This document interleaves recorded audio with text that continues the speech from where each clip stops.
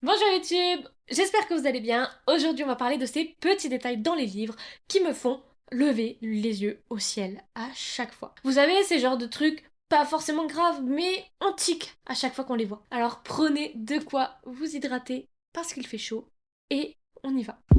Et ouais, hello YouTube, on va commencer maintenant. Lui, il est déjà improvisé dès le début du livre.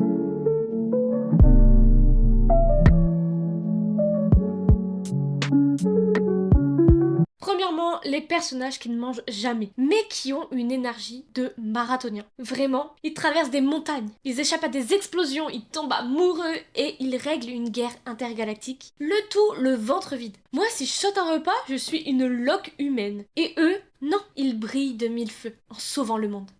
Les dialogues parfaits en pleine crise. Vraiment, pendant une scène extrême, genre le je t'aime depuis le premier jour, alors qu'ils se font poursuivre par un tueur. Moi, je bafouille quand je dois appeler le dentiste, mais eux, ils te sortent des punchlines alors qu'ils se vident de leur sang. Comment c'est possible? 3. Elle regarde dans le miroir pour décrire son physique. Alors vraiment, là, c'est le classique. Je me regarde dans le miroir, je décris mes cheveux blonds, bla bla bla. Spoiler, personne ne fait ça. Personne ne se dit « Mes yeux noisettes étincellent d'une lueur mystérieuse en se brossant les dents ». Non, il faut arrêter.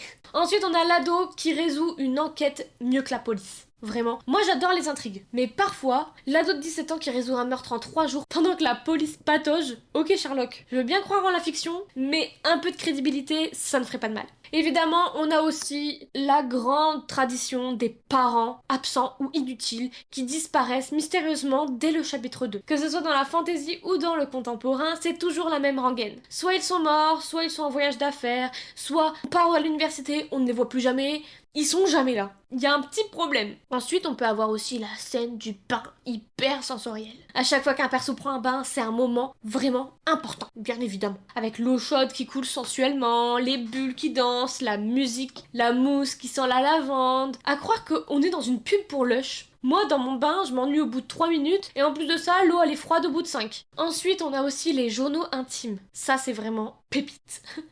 Quand un perso lit son journal intime et que c'est écrit comme une dissertation littéraire avec des métaphores, des dialogues et une structure en 3 actes. Moi, mon journal intime à 15 ans, c'était j'en ai marre de ma vie, mes parents me saoulent, j'ai mangé des pâtes.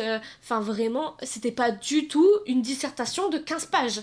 Ensuite, on a aussi le ils tombent toujours sur la bonne info au bon moment. Genre, ils ouvrent un vieux grimoire au hasard et bim, la page sur la prophétie qui les concerne. C'est impossible d'avoir autant de chance. Ensuite, on a aussi l'héroïne pas comme les autres, qui est exactement comme les autres. Vous voyez le genre, je suis banale, je suis pas jolie, et 2 lignes plus tard, tout le monde la trouve magnifique, elle a des super pouvoirs, elle est l'élue pour sauver le monde. Faut m'expliquer. Ensuite, on a aussi le baiser magique. Et oui, parce qu'en pleine apocalypse, tout s'écroule, il y a des monstres géants partout qui s'approchent. Mais attends, faisons une petite pause et embrassons-nous. Et là, magie, tout va mieux. Et oui, l'amour c'est fort, mais c'est pas un bouton reset non plus. Ensuite, on a aussi les timelines irréalistes. Ils se rencontrent, ils s'aiment, ils se détestent, puis ils se marient. Et ils ont 3 enfants et un chien. Tout ça en 2 semaines. Pas une romance, hein. Là, c'est un speedrun carrément. Ensuite, on a aussi la tenue hyper détaillée. Dans une scène d'action, bien évidemment. Là, elle court pour sa vie. Et là, l'auteur nous décrit sa robe en satin, fendue jusqu'à la cuisse, avec ses bottes en cuir marron, et sa coiffure avec une tresse bohème. Meuf, tu fuis les zombies, hein, pas un défilé de mode. Et enfin, il y a aussi le ils ne se disent jamais les choses simplement. Tout pourrait être résolu par un SMS, mais non, ils se font la gueule et la guerre pendant 200 pages parce que je croyais que tu savais que je t'aimais. Bah non, mon gars. Il faut le dire en fait. La communication, c'est la clé. Alors voilà, c'est pas que j'aime râler, quoique peut-être un peu, mais ces petits détails me sortent parfois de l'histoire. Même si j'avoue que je les aime quand même, et peut-être même que je les utilise dans mes propres romans. Et vous, quels sont les clichés ou les mini-incohérences qui vous font soupirer à chaque fois? Dites-les-moi en commentaire, je sens qu'on va bien rigoler. En tout cas, moi je vous retrouve la semaine prochaine pour une nouvelle vidéo, je vous fais de gros bisous. Bye!